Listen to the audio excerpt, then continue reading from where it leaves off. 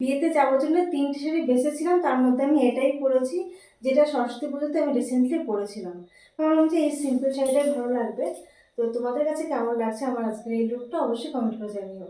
আমি কিন্তু এসেছি একটা বিয়ে বাড়িতে, তবে বিয়ে বাড়িতে না থেকে আমি চলে এসেছি মাঠে। যে পরে বিয়ে বাড়ির ভিডিও শেয়ার করব। বিয়ে বাড়িতে কিন্তু আমরা অনেক আগেই চলে এসেছি, আর বিয়েটা কিন্তু খুবই সিম্পলভাবে হচ্ছে।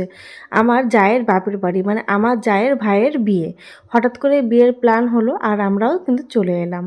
খুবই বোরিং হচ্ছিলাম, তারপর হঠাৎ করে আমার পুরনো দিনের বান্ধবীর সঙ্গে দেখা, কন্ট্যাক্ট ছাড়াই। ও এসেছে মেয়ের পক্ষ থেকে আর আমি ছেলের পক্ষ থেকে। তারপরে বাকিটা আমরা গল্প করে সবাই কাটিয়ে আমাকে দিলাম। সিঙ্গারাতে আবার অর্ধেক করে দিচ্ছে এই মেয়েটা।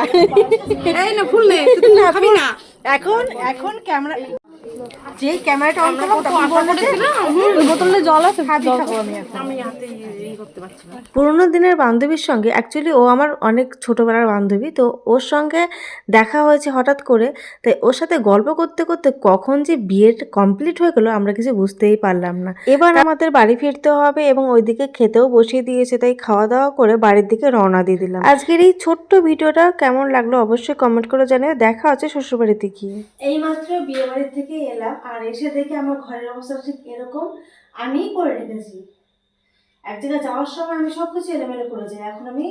এখন রাত 10টা বাজে, এখন আমি সব কিছু গোছাবো। ক্লান্ত, তবুও কিছু করার নেই, গোছাতে হবে।